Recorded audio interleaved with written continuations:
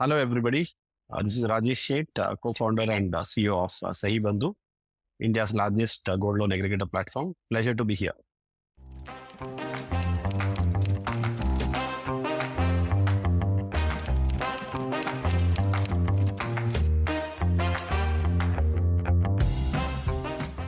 Let me start with this question. You said that SahiBandhu is India's largest gold loan aggregator. Um, can you help me understand what is the gold loan market in India like? What are the different business models? So I'm assuming aggregator is one business model. So if you can just do a deep dive into the various business models and give examples of companies which are known for that business model. Okay. So let me give some background about the gold loan market as such in India. The gold loan market also is linked to the gold household gold holding in the country. So India holds the largest gold holding. And historically, if you see, gold has been one of the instrument of saving. And it is always a device, a household family member will say, mushkil waqt mein kaam aayega. Yeah, As well, yes. it is also a sign where people relate to all the good things that happen in a family, good occasions. Everywhere there is gold glitter. Okay, so it's got a lot of emotional attachment to the family values in India. So every household has some amount of gold holdings with them, however economically they are in, whichever category they are in. So with that background, so India, almost 70% of the Indian population is in rural. So if you look at the gold loan market as such, gold is one asset that has always given higher returns in terms of if you invest in a gold. There's never been a year where there may have been minor blips, but over a longer period of time, gold always has been an appreciating asset. That holds good. What is the average percentage over like a 10-year period? How much does it appreciate compounded? So if you look at now recent what happened after the budget announcement, if you look at it's over the last 6-7 years, it's appreciated tenfold. So that's where I think government also has been from a 500 rupee per 10 gram. So it's sorry per gram. It's come to 6,000 rupees per gram. Kind of an increase that has happened. So it's a huge increase, but doesn't happen every now and then. But then that's historically has been the trend. It's always in the appreciating mode. So So having this said is that, actually significantly outperforming equity, right? Equity, they say, does 15% over and out. yeah. Amazing. But if you invest in a jewelry, what happens? It comes with its own costs. There's a making Right. charge, wastage. So if you buy a gold in a pure form, you get all this appreciation. But what happens is people invest in jewelry. So if you look at all the things that are associated, then it may not be that returns. But when people also invest in pure gold in a coin or a bar form, all people, government came out with these SGBs, where they What is encourage that? people to What's the sovereign gold bond, sovereign gold bonds. And government encourage people to invest in because any gold then it is imported. There's an import bill. So it's as high as the oil import bill for the gold. So government encouraged SGBs, which is in the digital form, and it was linked to the actual gold price. So you can invest in a digital form and you can redeem at any stage, and it gives you annual returns also. So that's one of the hot topics during after this budget. What happened was the price of redemption was linked to that year's price of the gold, and government reduced the import duties on various items, including gold.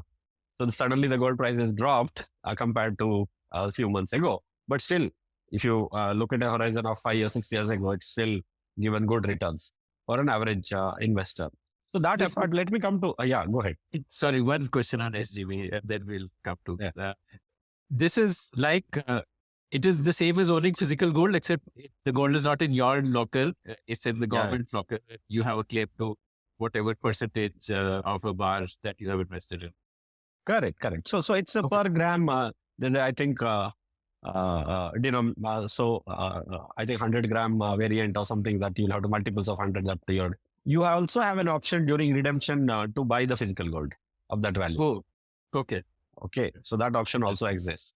Okay. And there are these startups which do digital gold. Yes. They are also yes. doing the same They thing. are also in the similar space. India so and Gold. there is India Gold and other people. And then people also can avail loan on digital gold. Like With that physical as a gold. asset. Loan against. Like how you can pledge any of the life insurance or mutual fund or equity, any other assets. These digital gold assets are also something that you can monetize, pledge, and take. Okay. So with that background, historically, what has happened from an average consumer user perspective, there are financial needs that come across in their life for various reasons. Some could be planned, some could be unplanned. But gold is one instrument historically has been used for an emergency or an unplanned financial need. Then rather than going to the standard options that they have, could be bank, could be any other instrument, gold is something that you can go and pledge and take money immediately. And then your requirements are also very short term, 3 months, 4 months, sometimes 1 month. And then you pay back and then clear your gold. So this entire trade has been completely in the unregulated, unorganized space historically. So you always had some landlord, zamindar of that area who was like a money lender, who also was a major employer for that area. So naturally, people tend to go to the same person because their livelihood is dependent on the person. But what used to also happen is this is one instrument that is hugely exploited by the people who are on the other side, who give the money. So the interest rates are as high as 5% per month, even now in the rural India. What happens is, since people take it only 60% for, realized. 60%, 50% is the charge. What happens is people don't realize it is an annualized interest that they're paying. They only look at what are they paying for that 1 month. So for 1 lakh, 5,000 rupees, if they pay, they feel it is a small fee, I'll pay. They've never come to realize that it's a huge interest that they're paying. All they're interested is I'll get money in 10 minutes and then I get money for the full value. Like if the gold value is worth 1 lakh, they usually get 95 to 100% of the jewel value. So that's how the trade of gold loan. One question. Go ahead. Yeah. You said there is a loss because of making charges and all of that. So the value of the jewelry is already considered those losses. Yeah. I'm considering 1 lakh when I say there is gross weight and the net weight. Okay. So the net weight is what is considered. If there is stud, if there are few things that they discount and then they arrive at the net weight, and then they calculate that day's gold value and then arrive. So that has been the historical trend. So I'm just giving you background of the gold loan industry. So even now, 60% of the gold loan industry is in this space, unorganized money lender, pawnbrokers, broker space, where from a consumer point of view, there is no protection. Tomorrow, if the person, money lender runs away or say, I won't give you, there's no paperwork. It is only parchi. It's all trust. And if person is unable to pay, then he'll never be able to get back his asset. In 1 year, you're paying, even if at a conservative level, it is at 40%. So you feel that it's not worth paying and releasing it. So that's where people lose their assets also, the family jewel.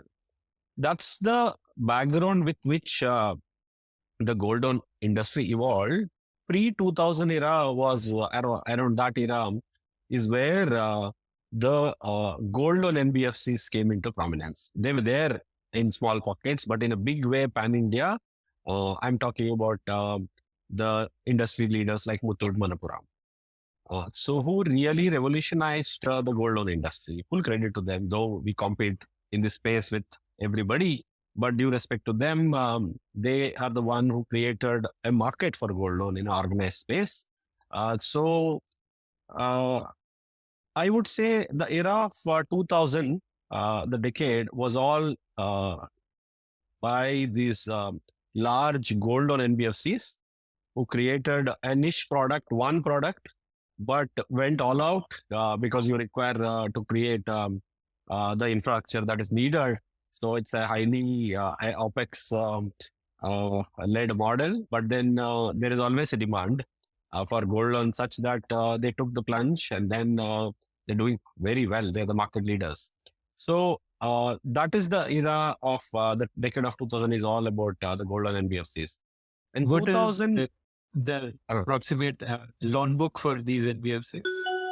they Please note, these values are approximate for FY 2022. I think Muthoot themselves are close to 60,000 crores. Wow. Okay, that's their AUM. They're the market leaders by far in the NBFC space. Some of the banks have overtaken them, but banks have sheer size and reach much larger than these NBFCs. But standalone, if you look at, they by far the largest player. Manappuram could be half of their size, but they both hold significant market share. Close to, I think, 65-70% of that space is held by these two players. And rest is all other players. That space you're defining as the retail, organized retail space, like Inorganized, the NBFCs. Gold loan NBFCs. Okay. It's not. So I'll come to the overall market space. So market size. And 2010 onwards, the banks also felt this product is being adopted by customers so well. Why did we not even think we have such loyal customer base with us who come in and out, day in and out? Because still in rural India, people come to bank branch every day. So, but then it is all to do with how do you simplify the product and the service delivery for gold loan. People do not want to wait whole day.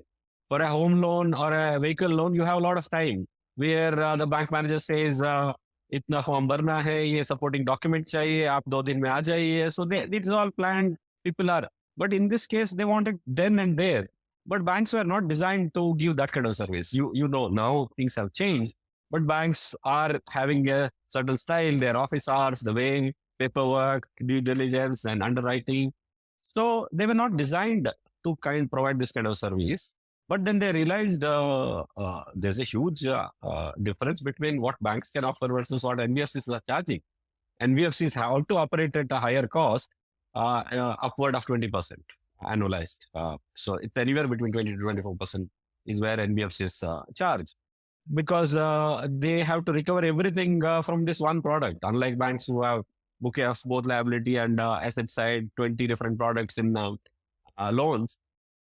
So that's how the pricing is done. But from a consumer point of view, who used to pay 4% per month or 5% per month, NBFC gold loans are still a good bet because it is half the cost. If you look at 2 to 2.5% per month is what at a higher level these people charge. But banks could charge as low as 1.25% per month.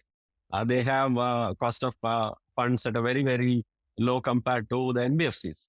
So that's where banks aggressively pushed. The era of 2010 decade was all about banks also coming into this space.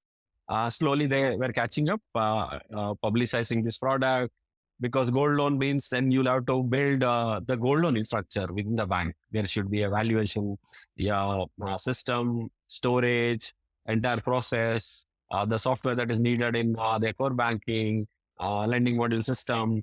So all that they had to build, and then it can't be done overnight that all bank branches will be gold loan enabled. So they'll have to do it in phases. So that's where private banks came into picture. They took the plunge. ICICI Bank was the leader.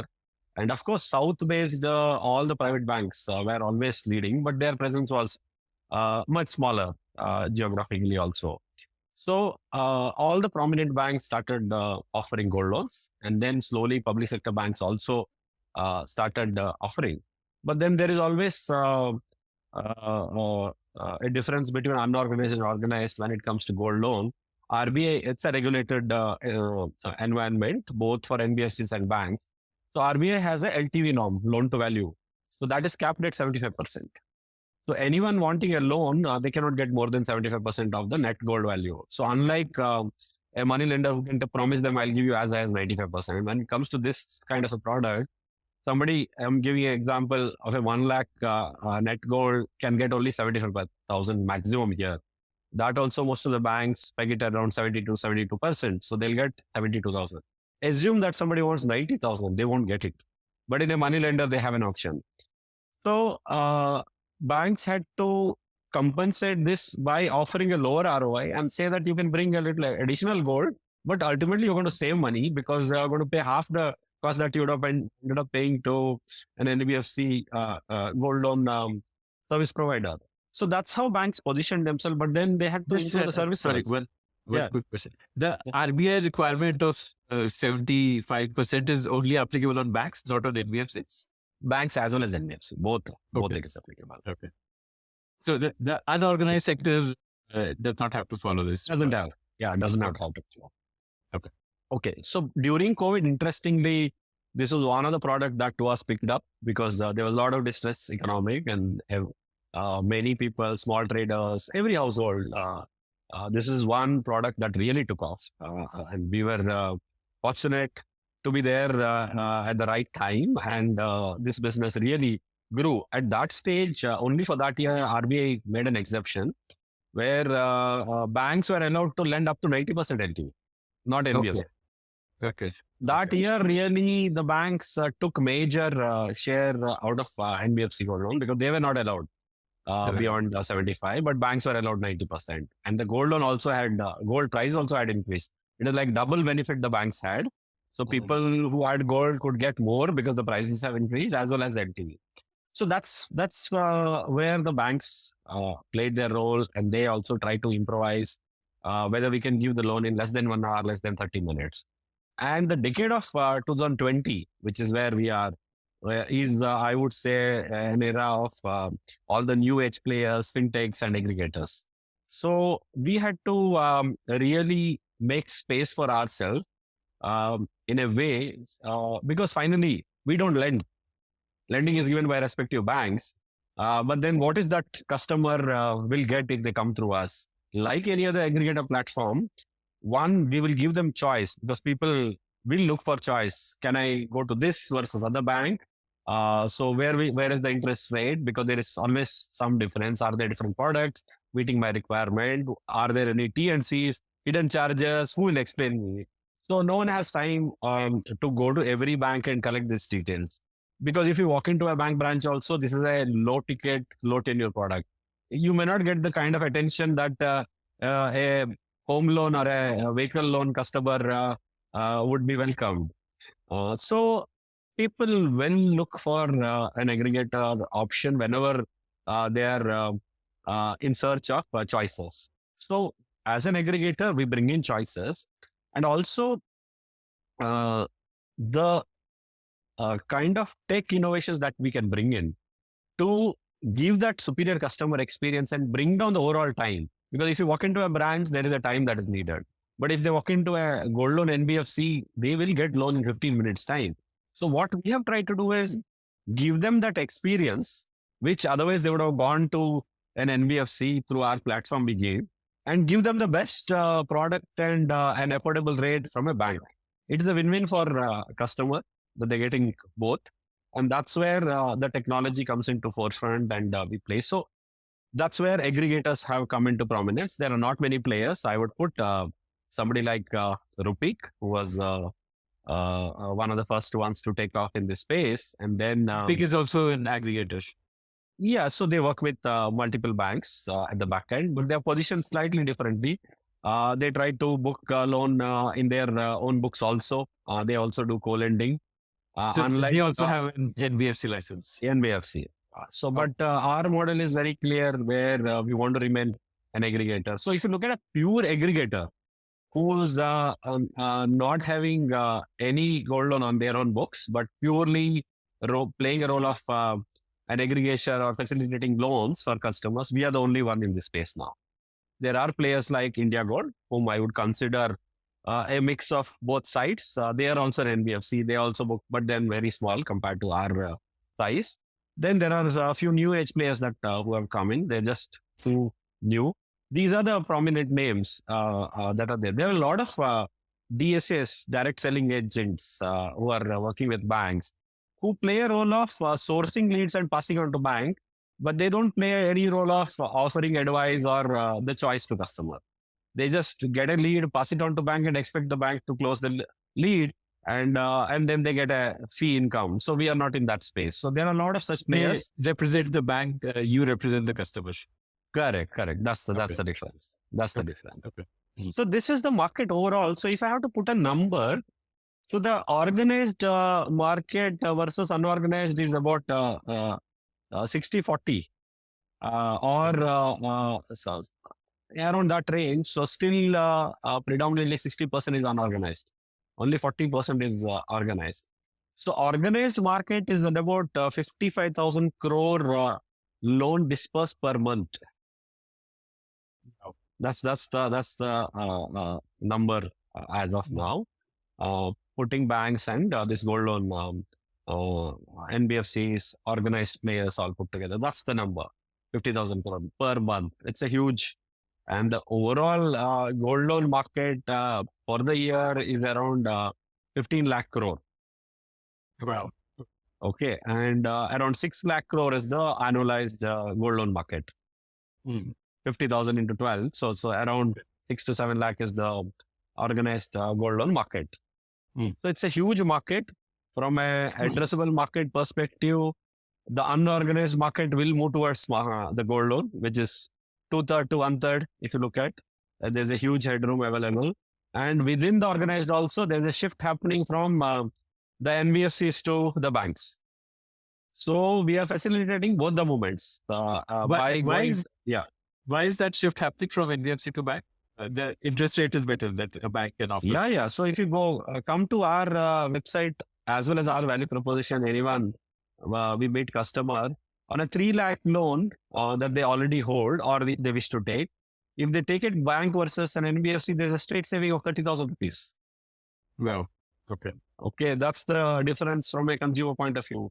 People may not realize, they may take the loan and later they may realize that I had a choice here, but then how can I shift now? So we also play an important role in helping people to shift the loan from an NBFC to the bank by providing them a bridge funding.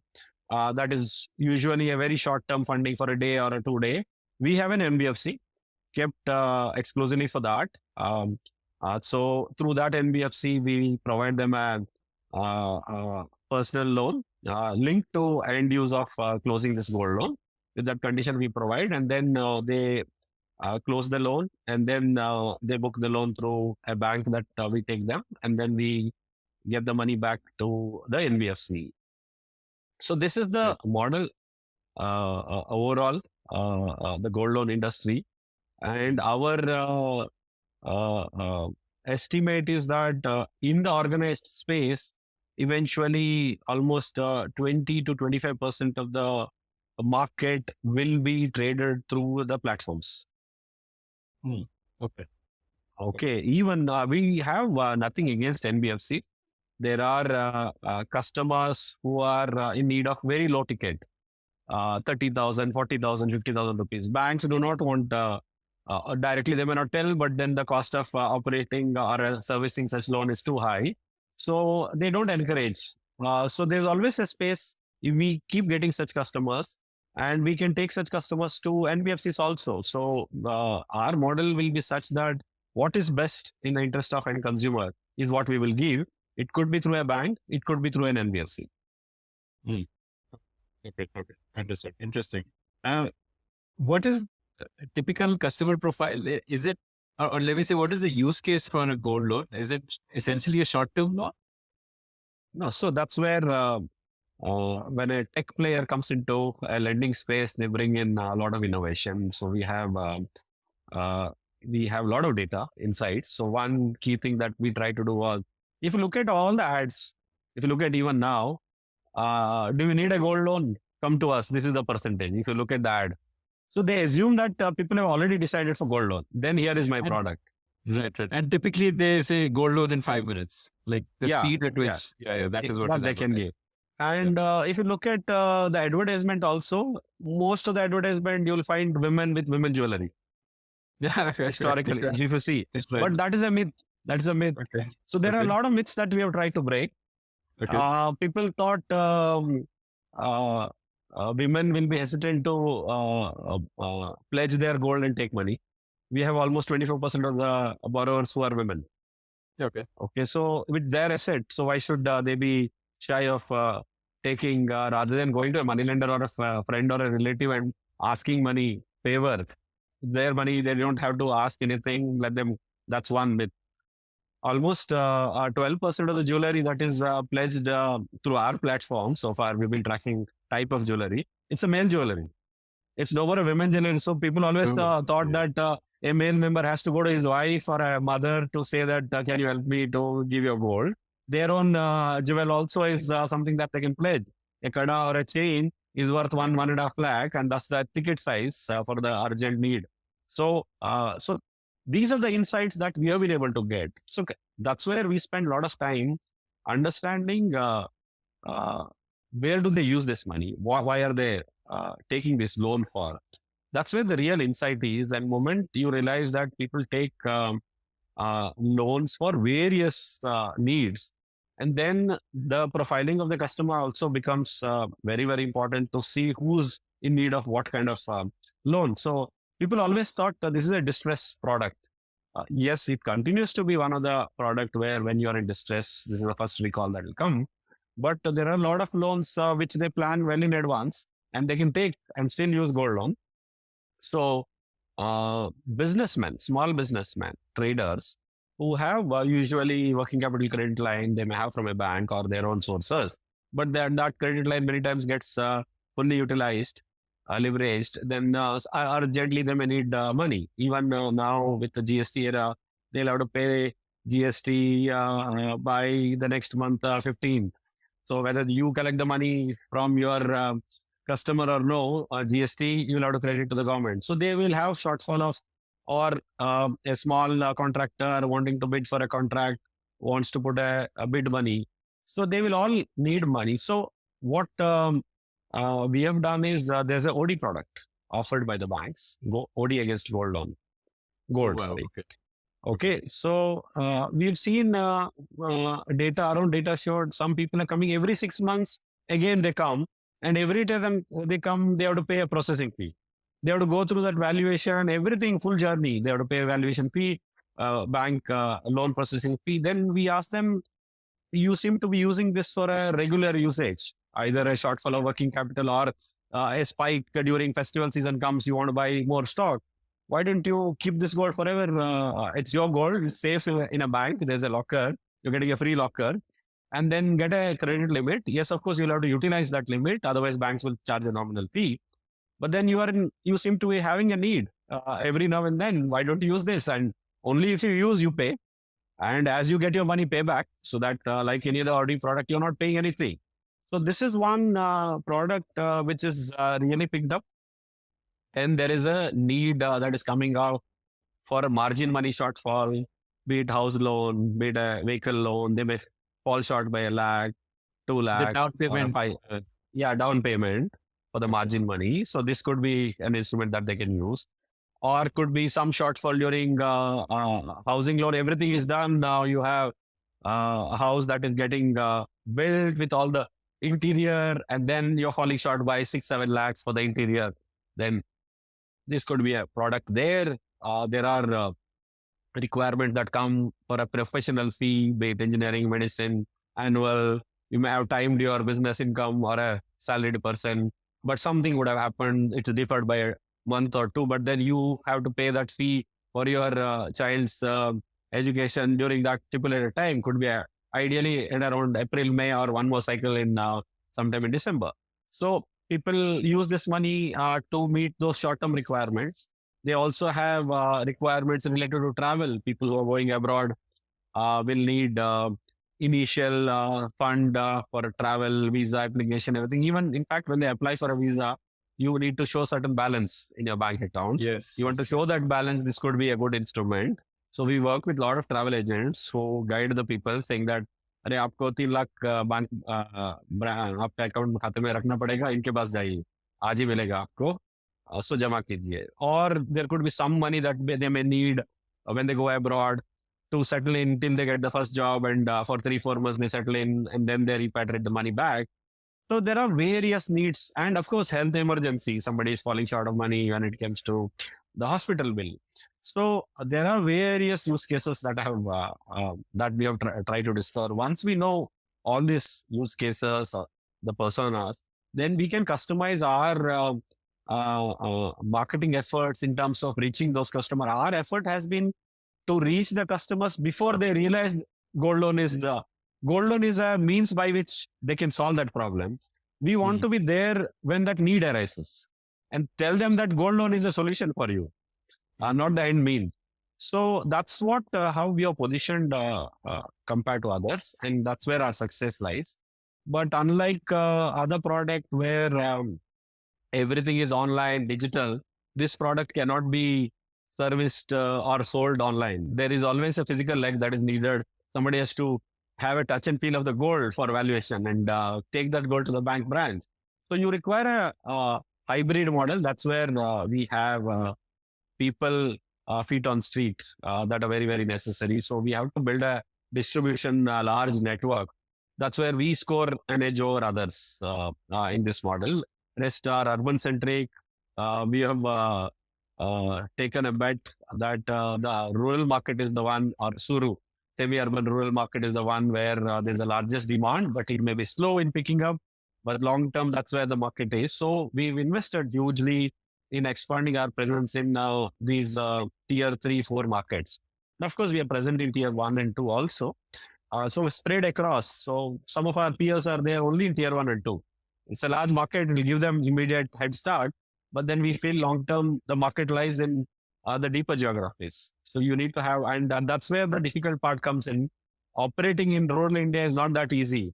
So it takes longer time, and convincing also is not that easy. People may not be readily coming forward to discuss about gold loan requirements. Even now we have stories where our people say when they meet, they will say, "Mere bhai ko bhi mat batao." Okay, so that's how. Or when they come to a bank branch, they'll say, "देखो मेरा कोई रिश्तेदार कोई पहचान वाला है bank branch में, नहीं तो मैं नहीं आऊँगा." So in a bank, there used to be gold loan counter. We had to give a feedback to the bank saying that please remove that counter. People do not want to be seen. They just want to be seen that they're sitting there. Because the moment you're sitting in a gold loan counter, that means somebody else watches. They'll think, oh, ये गेने रखने के लिए आया है. So there are social complications also, stigma, but that is changing. That's changing. Now people feel it's my gold. Why should I be defensive about it? People can say whatever they want. But as long as I get value for my asset, I shouldn't be worried about what others say. So this is where the, from a consumer psyche perspective, market socially is also changing, which is helping us. And we are also playing an active role in this social change. Otherwise, the gold is just sitting at home. You would have realized our own family's household, all the jewel is never used. Special occasions, you use one ornament, two ornament, more than 50% of the jewel may be just sitting idle. So that's where the next wave is going to come from. Rather than keeping that gold at home, why don't you keep that gold in a bank and get a pre-approved OD limit? And whether you use or doesn't matter, the gold remains safe. And then you have a limit that is there on a click of a button, click and avail money whenever you want. You don't have to visit anywhere. So this is where the tech innovations come into picture. The fintechs have a large role to play. So that's the short or the long story of, about the gold loan industry. Okay. So gold loan is typically cheaper than a personal loan. Yeah, definitely. Because it's a completely secured asset for a bank. LTV is 75%. Tenure is 1 year. So bank will never, even if the gold, the loan is not serviced and eventually it goes through a process of an NPA and auction, you have a 25% cushion, and typically banks on a highest level also, they keep it at around 17-18%, even if you account that it is fully they've not paid, even then you have a cushion, you recover, and the gold is again appreciating. 1 year period of time, gold would have already appreciated.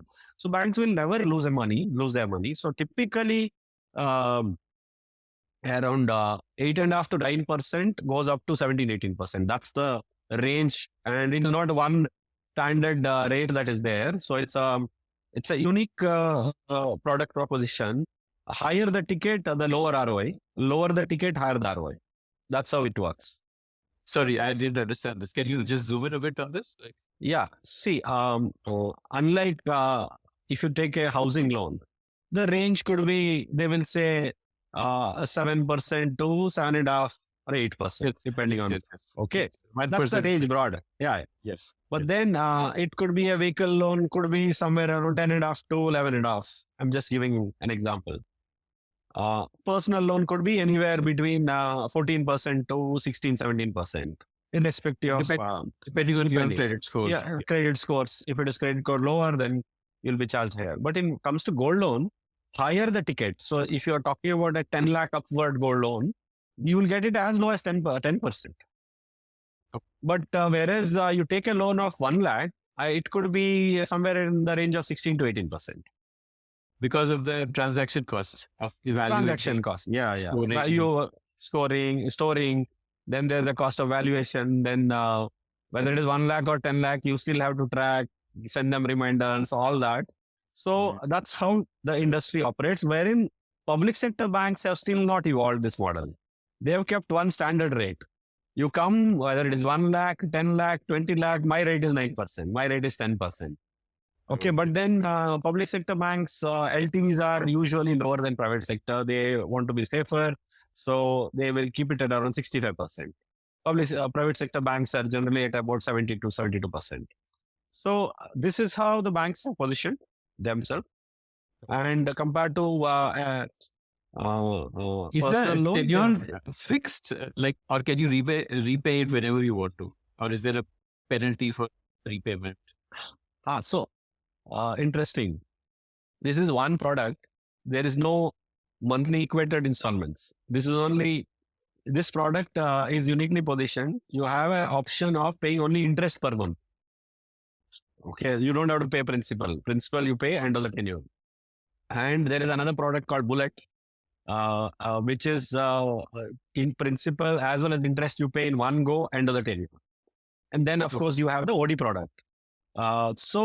When it comes to product proposition, every bank has different nomenclatures for these. In our view, when we have studied the market, when we created the platform, we realized these are the three broad categories. And depending on who's wanting what kind of loan for which purpose, if a trader, then he'll require a OD. If somebody is wanting a higher money, then better to give him a product with the monthly installment interest paying. So then they can get a higher LTV. But somebody is having a distress, but then he's sure of getting the money after 3-4 months, better to offer him a Bullet product.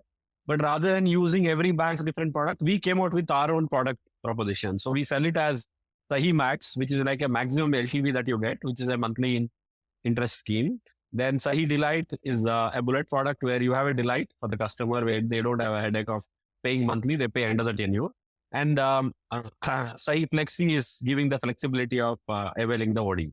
These are the three broad categories. So typically the tenure is 1 year. Okay, they don't give beyond 1 year, though some of the banks have advertised for a longer tenure, but then typically it is 1 year tenure, but repayable anytime in between. So there are pre-penalties by some banks only if they close within a month, within 2 months, within 3 months. Other than that, there are no pre-closure charges because banks are happy that because you already paid a processing fee and then you serviced it for X number of months, then they are okay. So typical average tenure of gold loan industry in a bank is about 8 months.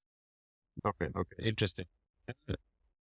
You also spoke of your digital outreach strategy that you want to make the customer a gold loan is a solution to your need. You want to reach him when he needs money. Correct. Can you tell me how you are executing that? It sounds like a very hard thing to do. It's not that easy. It's not that easy. See, what we're trying to do is, I'm just giving an example. people use this for traveling abroad. Yes. They may not have thought. So what we have tried to do is go to these touch points where they will seek assistance for ticketing, visa, everything. So the gold loan is not into picture at all. So there, go and engage these travel agents, make them our agents, advisors, and say that whoever customer is coming to who's in need of urgent money for visa or a bank balance, then just give our number and we have a small poster that is put there. So you are reaching to them even before they think of a gold loan. Gold loan becomes a solution. The problem is that they need money. So that is one example. Could be where there is during education season, especially there are tutorials. A lot of students go, parents come there, right? So that's an area where you advertise. People may not even think that gold loan could be an option for a professional college fee, which is as high as 3 lakh, 4 lakh in a year that they have to pay. So these are the things that we are trying to do. The same holds good online. So online, when somebody searches for a gold loan, definitely our ad can come. Okay, that's a standard given proposal. But then what is when somebody is searching for an education loan or a foreign travel assistance searching, there also our ad comes. Or looking for a honeymoon to Bali. Could be anything where there is money requirement involved, but around these 6-7 broad categories that we are thinking, where we should our name should be visible. Now the gold loan as an option should be visible. That's the shift that we are trying to do. How much of your sourcing is through these channel partners, like say travel agencies? So I would say, see, our almost 74% of our sourcing is through agent network. So though I said we have a feet on street of close to 500 people, we have another 3,000 agents in the field. They are all virtually mapped to these each of the location through this SBO. Out of which 3,000, roughly last year, we were at about 1,100 active agents, I would say advisors, who have given us leads and whom we have paid. There are many agents who would have given leads and then they may not have got converted. But the active agent base is about 1,000, close to 1,200. So in that, if you have to look at various categories, the highest category is the category of agents who are in the space of already providing some financial assistance. Okay, so they could be an agent of insurance agent, housing loan, could be a personal loan agent. So there are a lot of people who come in for these products and their loan doesn't get approved. A personal loan reject is an ideal case for us. So then if he is the same person who's already our advisor, then he'll say, अरे अभी आपको urgent चाहिए, इनके पास जाइए, मैं लेके जाता हूँ, मिलेगा. So that's how it is. So we have even the agents categorized into various buckets, and then we actively work with them to help them. We give them all the marketing material. We train them how to position this product, make it as easy as possible. We don't expect them to sell too much. They are the first hand where they'll source the lead and then they'll pass it on to our network and then we pass it back to the SBO. Then the real selling happens through our people. Okay, interesting. You said that Rubik's model was different from yours. What is the difference in their model? They're more urban focused. They are more urban focused. We respect competition. So they were trendsetters. Initially, they created a niche for doorstep banking. It was only one product or one offering that went believing that doorstep is the model. And doorstep comes with its own complication and costing. So they had to price it also higher. So after some time, you cannot have all the customers fit into. There are customers who will say, "नहीं मुझे घर में नहीं चाहिए, मुझे bank जाके लेना है." So then they didn't have that model. We wanted to keep it flexible, and we will give the choice. Doorstep आपको चाहिए, हम करेंगे. आपको बैंक में चाहिए, उधर कर. So that's one difference in terms of servicing model. Other ones, we have to be very careful in an aggregation model. Maybe as the platform evolves, then you will have scope to charge fee to customer. But when it comes to especially this product, which is a low ticket product, you cannot be seen that you are charging customers from too many aspects. Customer also will see who all he's paying. So we were very clear in our model that we will not charge anything to customer. They should be seen that they are paying only to the bank, only to the one party, because otherwise they'll think, अरे इनको कुछ देना पड़ेगा, bank में भी देना पड़ेगा. That's the change from Rupik. Their model was initially that they were also charging a service fee, which RBI came out with a regulation about a year ago, saying that aggregator platforms cannot charge any fee to the customers. Yeah, so it is only the banks who can charge. Okay, and another key change was all the NBFCs had a typical model of giving the product at a rate, 24% interest. I'm just giving an example, and then saying that आपको मैं rebate दूंगा 10% का, आपको 14% है. But if you default, then this 14% will become 24. I'm giving you a discount model. It was like a typical any other startup ecosystem e-commerce model where you are playing around the psyche of discounting the product. But in loan, becomes very complicated after sometimes. So we were very clear there also that we will keep it very simple. Whatever the bank charges, that's the rate they'll get. Let's not get into any rebate mode, because then you will have some money that you'll have to burn only for the cashbacks, which is not a long term, because once a customer is used to that, then every customer will expect a rebate. Then where will you make money, or finally you have to earn out of the loan that is given to the customer? So that's another fundamental change. There also RBI came heavily a year ago. So it was all linked to this same one. Aggregator cannot charge. Another is there cannot be any jumping rate. You have to send the loan at a rate, and that rate cannot change retrospectively. You can always come with a product which says if you default 1% penalty, that should be explained. There cannot be any hidden charge. That's another change from their business model. And of course, they were mainly in tier 1 and 2. And they had their own ambition of building their own book, co-lending, various models. So we were very clear, we want to keep it hybrid. We will be purely an aggregator where we'll book the loans through banks. At some stage in future, we are open. We are also exploring actively whether that's where we have kept the NBFC within our reach. And as and when that is needed, we'll bring that under our fold. So these are the changes that we have done. They were heavily betting on the digital strategy, which is very, very expensive to acquire a customer. But the discounting really played initial years. They got a lot of customers. But after some time, if the discounting is not there, will you get customers? Then that's a real challenge. The spend that you do on a digital channel versus the returns, it's very, very expensive. So that's where feet on street becomes much more economical compared to a digital strategy. But you have to have both. So these are the changes that comes to my mind. Interesting. What is your book size today?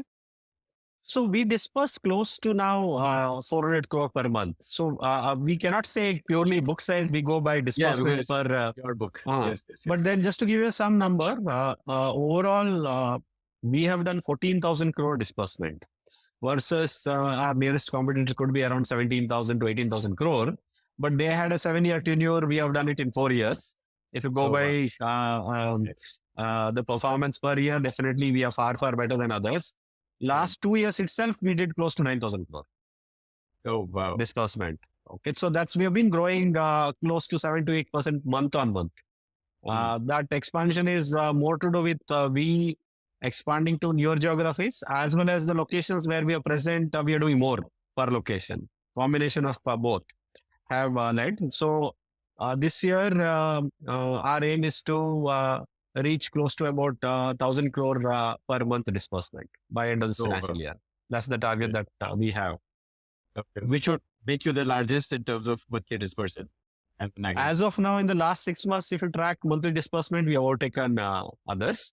They're very close to our number, but by purely the monthly disbursement number, last 6 months, we have retained the leadership.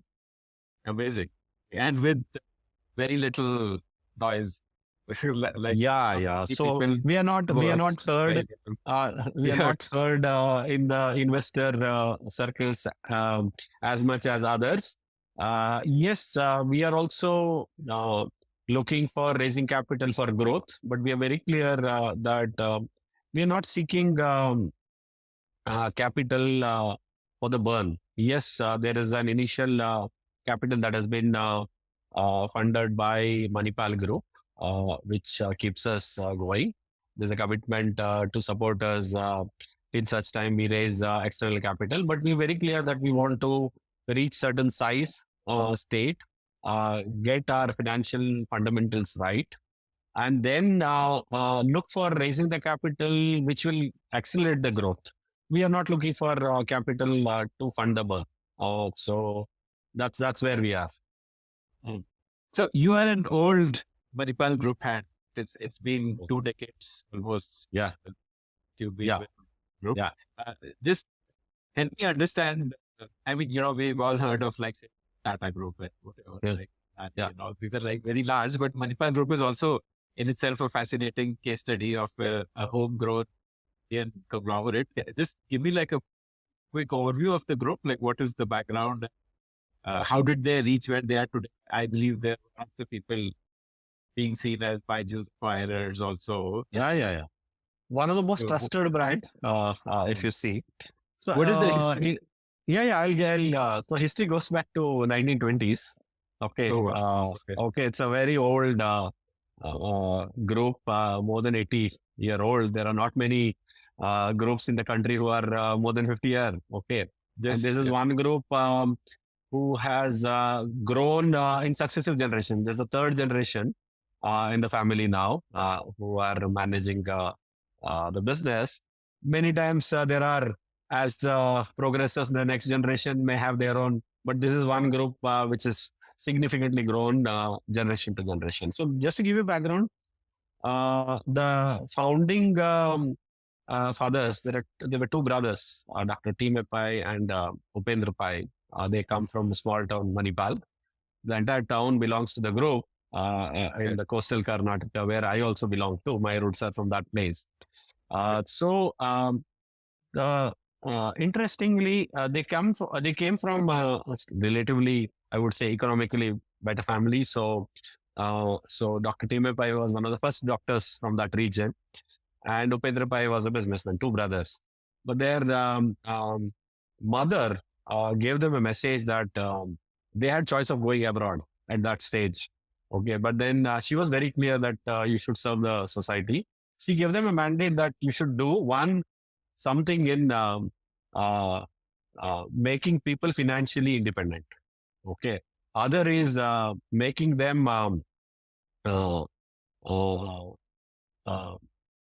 in terms of healthcare, give them the best healthcare that is possible in the remotest part. And Manipal was a small town. And the last was education. So these 3 things that she said, one is finance, education, and healthcare. Those 3 themes became the guiding principles for the group. And the 2 brothers, between them, created the entire Manipal group and empire, if you see. So right now, So it started with the education? Like it started with a Manipal bank. first. It started with a bank. Syndicate Bank was Oh. started by 2 brothers. Okay. Okay. And they started the bank and then took the banking to the remotest part. And interestingly, the coastal Karnataka is one of the most literate regions across the country. To see, you'll find the best of colleges, clean city, everybody's working, no poverty, this entire coastal belt. So that also helped. People always wanted to be on their own, economically better off compared to others. So where do they save their money? So the bank, it was always the coastal Karnataka was known as cradle of banking. 5 banks originated there. The history. So Corporation Bank, Canara Bank, Syndicate, Vijaya, and Karnataka Bank. Now, of course, some of the banks got merged with the larger banks. Karnataka Bank still remains headquarters at Mangalore. But that's a background. So the Syndicate Bank was started by the group. And you mentioned about Ambani and Adani. Ambani has a close connection to the Pai family. Recent, if you see the news articles, somewhere it was published. Dhirubhai Ambani, when he came to India and wanted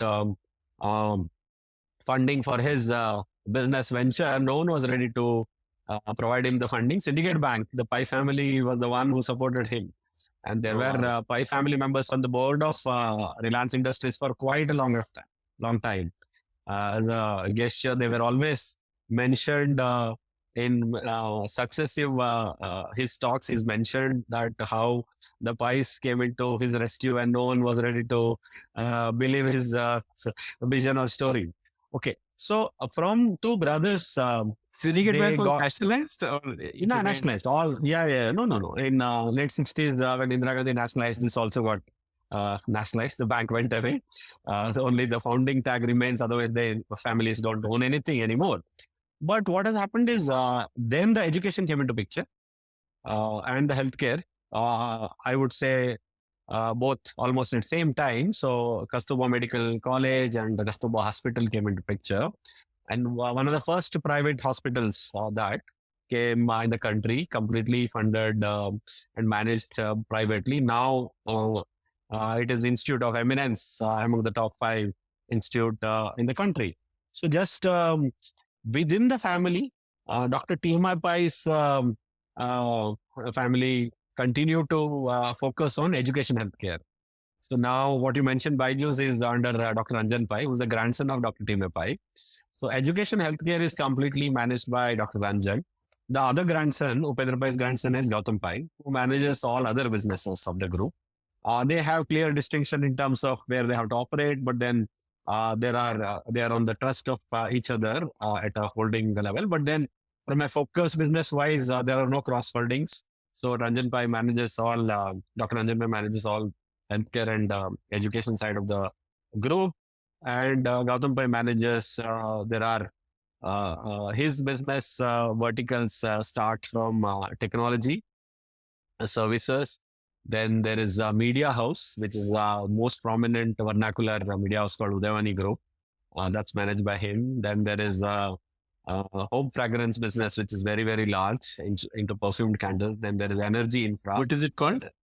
It's called Ekam. Ekam. EKAM. Ekam brand is owned by the group. So that's the at a group level. One interesting aspect of the group is unlike many of the family held traditional business groups, this is one group which believed in bringing professionals long, long ago. So except at a board level as a chairman there on the group, they are not, none of their family members are anywhere in the organization, in any of the functions. You'll typically find people in finance, purchase, key areas. So both sides, be it the other side of the group, or I will speak more about Gautam Pai's group. This is called the Manipal group. So from a group perspective, TMG. So highly, I would say, they trust in bringing professionals. So that's how. So I'm almost 2 decade experience within the group. I'll come to SahiBandhu journey. How did it start as an offshoot of that? Plus, we are known for trust of our customers. Could be in B2B space or B2C space. Some of them highly confidential or critical projects are always with Manipal. We don't speak about it because of the nature of the business. For example, Aadhaar is one of the major projects that we manage from a distribution perspective. India's almost more than 50% of the banking cards are done in Manipal. Be it debit card or credit card, you take out your wallet, you'll most likely find the card done by us. I had a role even in that business. I'll come to that later. So interestingly, the card is published or printed or manufactured as well as the data encoding, everything is done, and the distribution also. Okay. So that the envelope that comes to you, the ready card is done by Manipal. Okay.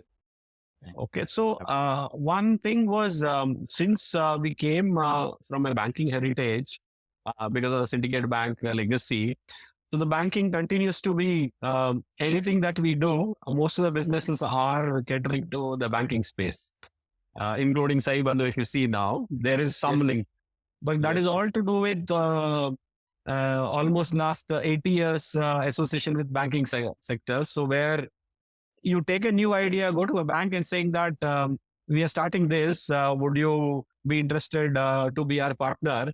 We are welcomed because they know if we get into something that we would have done all the homework, we make it big, make it very, very successful.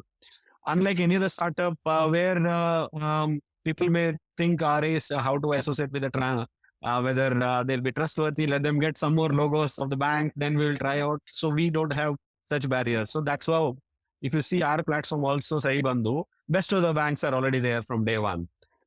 So that is where there's relationship always there.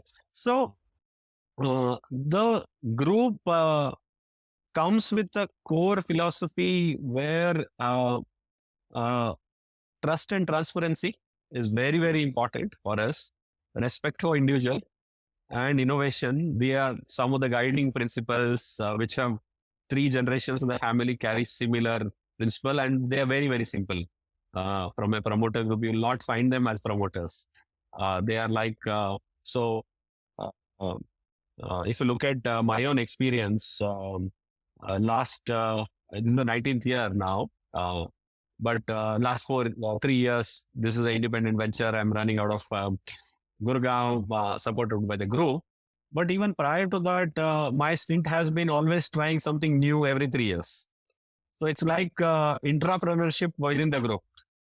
They always encourage, the group encourages new thoughts, trying out new ideas, but then make it successful. We believe that if you have to create value, then you have to have the leadership position. So every business that we are in, we are leaders. So there's a large print business. So that's where Manipal started as a back office for Syndicate Bank. Started a print company. And then we became the print partners for most of the leading banks. And then there's a publishing related printing facility that we have, division. Best of the titles worldwide are done from Manipal. So that's again, there's a content that is very, very secure. People have to trust you to hand over that. Just naming few, Harry Potter, Tendulkar, name any important title that gets done at Manipal, highly securely. We also have a digital arm of related to print, where all the books that go in a digital form also are done. There's a large BPO there. So there's a lot of businesses. So there are more than 30 units doing various activities, but each business is standing on its own. So in a year 2019-20, the group came out with a concept of incubating businesses, incubation model, wherein they encouraged leaders to come out with new ideas and pitch those ideas, business models to the board. And 1 or 2 ideas will be picked up, incubated within the group like any other startup, but will be given complete freedom to operate like any other startup. Other businesses are morely group held with a group structure. So that's the model that was created, and we all together created a business model for gold loan aggregation with the SahiBandhu as the name. Much later, the name came later, but the business thought came much earlier. I was heading financial inclusion business, and that took me to the remotest part of the country, and we grew. We are among the top 5. That's under a brand called MBS, Manipal Business Solutions. I done that business for 5 years. That One is a interesting banking correspondence. correspondence, yeah. One interest with thought that we are providing banking services in remotest part, but we are only solving one side of the problem, that giving the access to the bank, more from a liability side. That real need is in providing them loans. But then banks are also hesitant because you will not find a credible background, fixed salary.